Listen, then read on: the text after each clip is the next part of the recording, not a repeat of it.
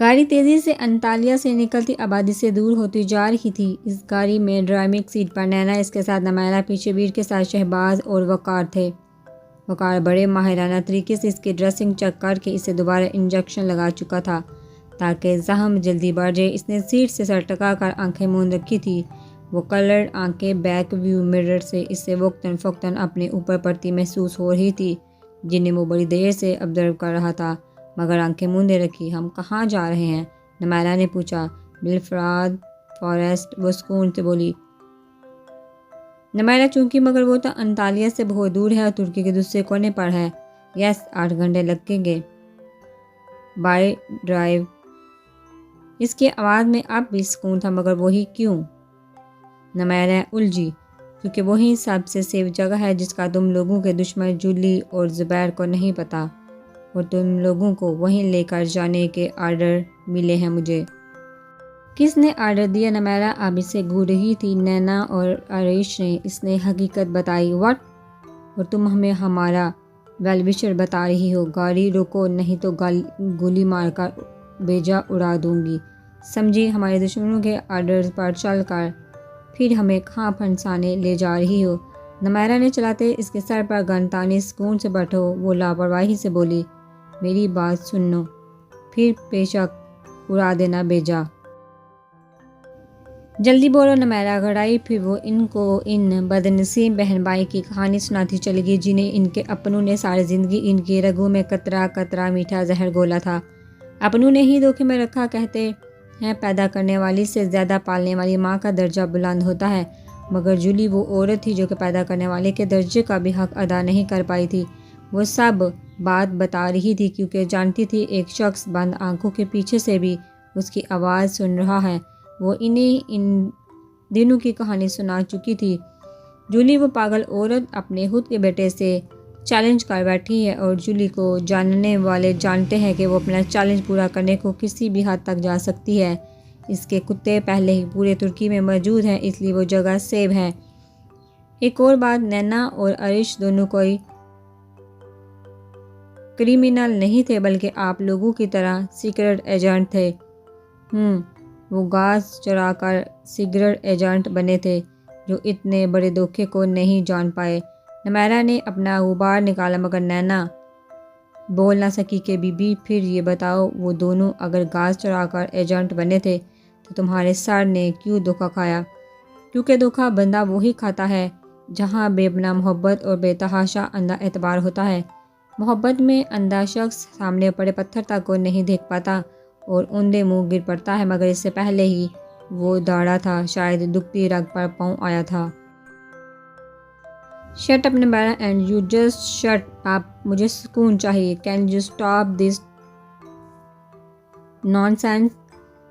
ان دونوں کو چپ لگی تھی۔ نینا کا دل دہلا تھا اس کا یہ روپ دیکھ کر، لال انگاروں آنکھیں، تنی رگیں، سرخ چہرہ۔ ابھی تک تو اس نے اس کا اتنا سافٹ اور کیئرنگ روپ دیکھا تھا، مگر اب اف توبہ، یہ غصیلے سلطان! وہ بڑی مشکل سے کنفیوز سی۔ حرم ماما کے کہنے پر یوں نہیں آئی تھی۔ سادہ سے براؤن قمیض ٹراؤزر میں بڑے سے دوپٹے میں الجھی اپنی کلاس میں گئی تھی۔ سب نے اس کی اس تبدیلی کو معنی خیز نگاہوں سے نوٹ کیا تھا، مگر سہانا شبیر نے الجھنے کا حوصلہ کسی میں نہیں تھا۔ سو عافیت اس میں جانی کہ اپنے کام سے کام رکھے۔ وہ اپنی چھوٹی سی جان اتنا بڑا دوپٹہ کیری کرنے میں ہلکان کیے جا رہی تھی۔ وہ بڑے بڑے منہ بنا رہی تھی۔ اف، یہ دوپٹہ ہے کہ ٹینٹ، اس سے تو پورے ایک ہاتھی کی چڈی بن جائے۔ وہ بڑبڑائی، یہ جو خود کو میں نے بدلا، یہی تجھ سے میرا بدلہ ہے۔ سارا دن وہ اس دوپٹے سے الٹتی رہی، مگر گھبرائی نہیں۔ اب عادت تو ڈالنی تھی نا، اپنی کلاس میں بھی نہیں نکلی تھی کہ شاہزین سلطان سے سامنا نہ ہو جائے۔ مگر کب تک؟ پیٹ میں چوہے دوڑے تو کینٹین گئی، مگر اس یقین کے ساتھ کہ وہ اس وقت شاہزین کے کینٹین میں موجودگی کا نہیں تھا۔ مگر اس کی غلط فہمی بھی جلدی دور ہو گئی جب اس کے جانے کے کچھ دیر بعد ہی شاہزین فارس کے ساتھ کینٹین میں انٹر ہوا۔ فارس کے سامنے نظر پڑی تو سہانا کی کایا پلٹ دیکھ کر حیرت کا جھٹکا لگا، مگر نیچے منہ جھکا گیا۔ تبھی پتہ چلا کہ شاہزین کیوں وہ کینٹین میں آ کر بیٹھے۔ سہانا آرڈر دے چکی تھی، مگر اب بھوک مر چکی تھی۔ سو چپکے سے وہاں سے چلی آئی۔ شاہزادہ نے بگوڑی سے جاتے دیکھا، اب وہ لائبریری آئی تھی اور ایک کونے میں بیٹھ گئی، مگر یہ تو شاہزادہ کی لائبریری آنے کا وقت تھا، مگر کہ وہ اس کونے میں بیٹھی تھی جہاں سے اسے دیکھتی تھی، مگر وہ نہیں دیکھ پاتا تھا۔ وہ مسلسل اسی دشمن جہاں کے بارے میں بیٹھی سوچ رہی تھی، تبھی وہ سامنے سے جلوہ گر ہوا۔ سادہ سے گرے شلوار قمیض میں وہ ظالم نظر لگ جانے کی حد تک ہینڈسم لگ رہا تھا۔ وہ مبہوت سی بار بار نظر بڑھ کر دیکھنے لگی۔ وہ بڑی دیر سے الائچی چباتا آبزرو کر رہا تھا، خود پر وہ جانی پہچانی نظروں کی تپش مگر سپاٹ چہرے کیے رکھا۔ وہ مگن سا نوٹس بنانے میں مصروف تھا جب سہانا کے موبائل پر میسج رنگ ہوا۔ اس نے اوپن کر کے دیکھا تو دل کی ایک آرزو تھی، کوئی دلربا ملے، لو کھل گئے نصیب کہ تم ہم سے آ ملے، اب زندگی سے جانے کیا نیا ملے، اب تک تو جو بھی دوست ملے بے وفا ملے۔ وہ اچھلی ان نون نمبر تھا، اب یہ کون تھا؟ کانپتے ہاتھوں سے میسج ڈیلیٹ کر دیا، ماتھے پہ پسینے کے قطرے نمودار ہو گئے۔ اس کی پتلی ہوئی حالت دیکھ کر کسی کو وہاں بیٹھے اپنا ڈمپل چھپانا مشکل ترین امر ہو گیا، تو جان بوجھ کر پین نیچے گرا کر جھک کر گہرا مسکرایا، پھر سنجیدہ سا ہو کر سیدھا ہو گیا۔ سیدھا ہوا تو سہانا بیبی گدھے کے سر سے سینگ کی طرح غائب تھی، یقیناً اب گھر جا کر ہر ماما کے آنچل میں چھپے گی۔ اب اس نے پیچھے مڑ کر فارس کو دیکھا، جس کے ہاتھ میں اس کا موبائل تھا اور شاہزادہ کے پاس فارس کا۔ فارس نے وکٹری کا نشان بنایا تو وہ کہہ لگا کر ہنس پڑا، کیونکہ اب انجوائے کرنے، پٹانے اور شرارتیں کرنے کی باری اس کی تھی۔ ہریش نے بہت دور تک انہیں اپنے تعاقب میں بھگایا تھا، جتنا ہو سکے اتنا، مگر کب تک؟ انطالیہ میں مخالفت سمت میں بھاگتے جولی نے آگے اور پیچھے سے اس کے آدمیوں نے ہریش کو جا لیا۔ ہریش کے آگے پیچھے اب گاڑیوں کا ہجوم تھا۔ جولی کے آدمیوں نے اسے گاڑی سے باہر نکلنے کو کہا۔ جولی اور زبیر بھی گاڑیوں سے باہر آ گئے۔ وہ اس کی جانب بڑھے، انہیں باہر نکال کر ان ماسک اتارے گئے۔ وہ لینا کی جگہ جینیفر کو دیکھا، جولی کا میٹر شارٹ ہوا۔ پوری گاڑی چھانی گئی مگر ویر سلطان نہیں ملا۔ اب جولی پاگل ہو گئی تھی۔ شرافت سے بتاؤ ڈائمنڈ کہ کہاں ہیں وہ دونوں، نہیں تو اچھا نہیں ہوگا۔ جولی کی دم پر پاؤں آیا۔ وہ زبیر کی جانب گھما، اس جیسی گھٹیا عورت کو مخاطب کرنا بھی اپنی توہین سمجھتا ہوں۔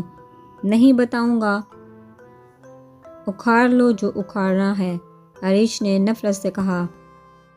جولی نے اپنے آدمیوں کو اشارہ کیا، اکھاڑ تو میں بہت کچھ سکتی ہوں ڈائمنڈ، مگر ابھی تم درمیان سے ہٹ جاؤ۔ وہ فنکاری پیچھے اپنی گردن پر جب سوئی سی چبھتی محسوس ہوئی تو ہریش کو بہت کچھ غلط ہونے کا احساس ہوا۔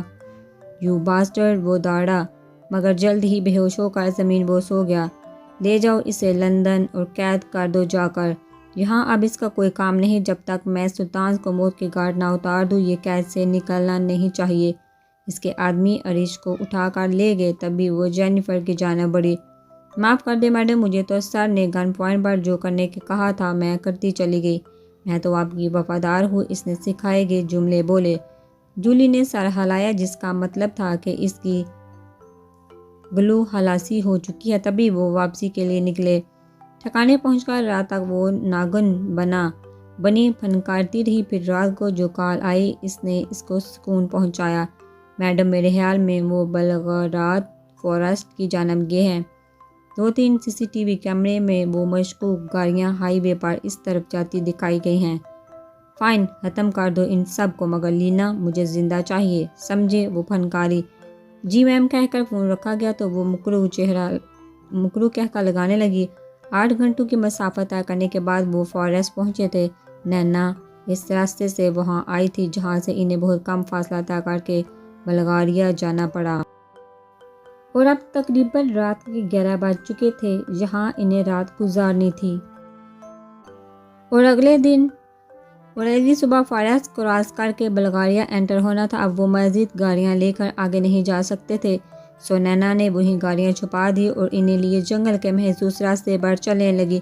کچھ ہی دور جا کر ایک بالکل چھوٹا سا کاٹیج تھا، جو کہ جینیفر کی مہربانی تھی، کیونکہ اکثر جب وہ اپنے خاص کاموں کے لیے ترکی آتے تو یہیں آ کر چھپتے تھے۔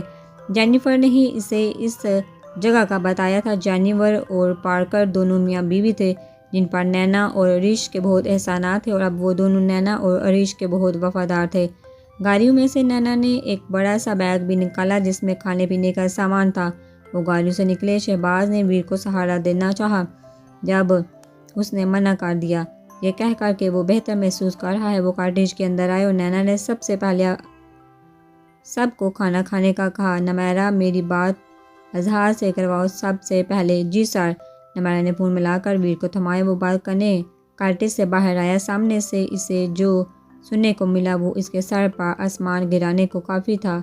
अपने डैड और शाजर से भी बात कर चुका था। अब इन्हें आगे प्लान के मुताबिक चलना था। इसके डैड ने इसे बार बार बावर करवाया था कि वो जैसे जैसे कहे जूनियर करता जाए। सुराह बिगी पलकों समेत वो वहीं खड़ा बड़ी देर मत्ती के बारे में सोचता रहा। इसके साथ जो हुआ सो हुआ। मत्ती के साथ मत्ती के किडनैप होने के बाद इसने इसके सारे रूम को छलनी की तरह गंगाला था। तब इसके हाथ वो गिफ्ट के साथ निकाहनामे के पेपर और प्रेगनेंसी रिपोर्ट हाथ। तभी वो पेपर उसने साथ को दिए थे। शाजर को तो देने की हिम्मत भी नहीं हुई। मत्ती के साथ इतना कुछ होकर वो बेखबर रहा।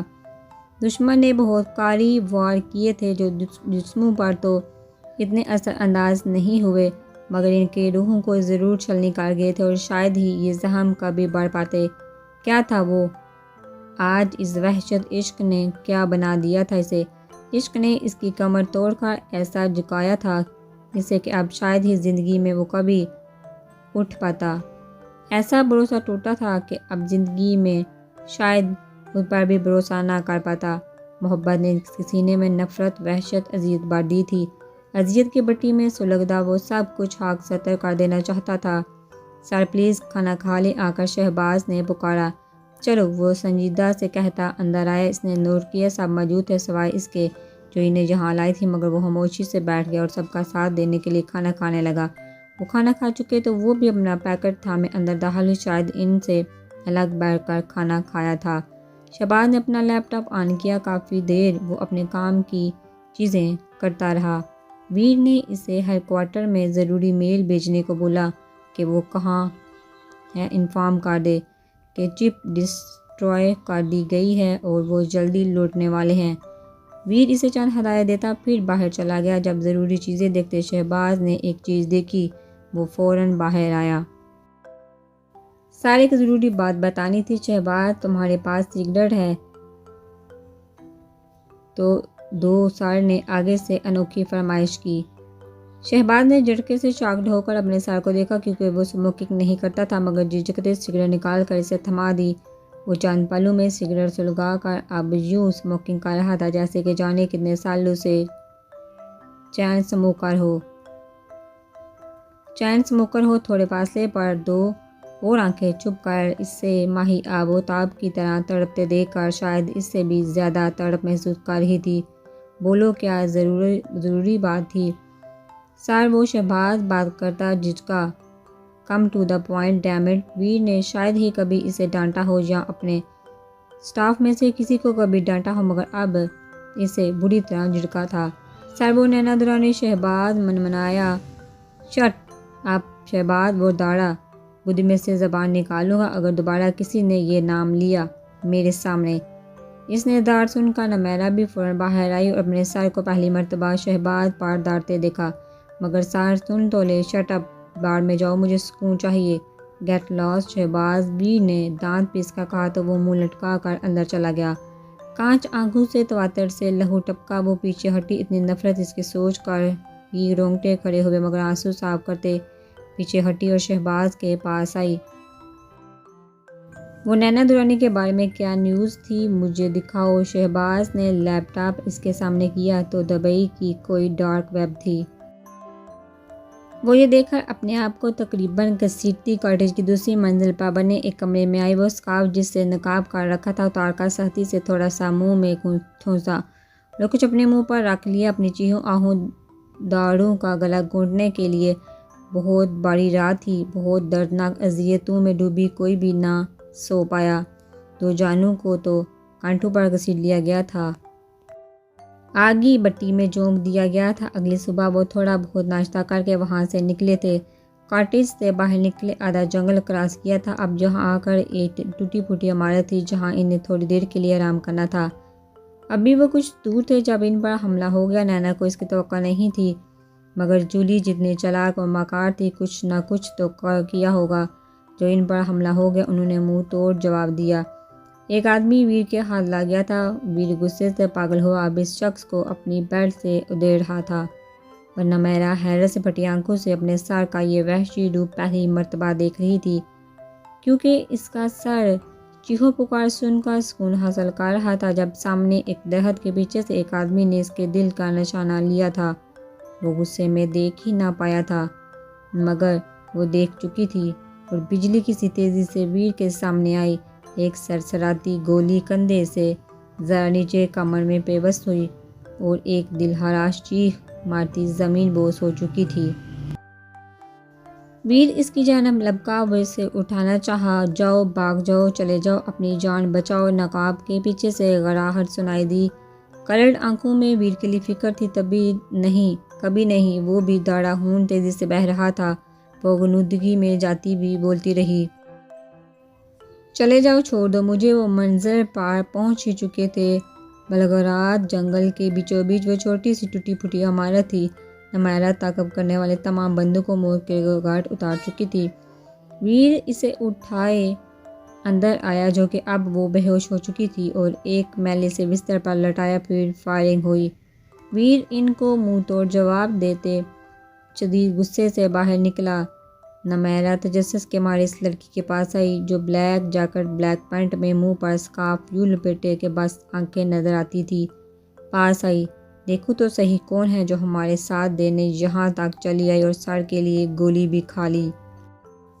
نقاب ہٹایا تو نمایرہ کے پیروں نیچے سے زمین کھسکی تھی، یہ دیکھ کر کہ وہ نینا تھی۔ اف، آہٹ سنائی دی تو جلدی سے اسکارف اس کے اوپر گرایا۔ پیچھے مڑ کر دیکھا تو ویر تھا۔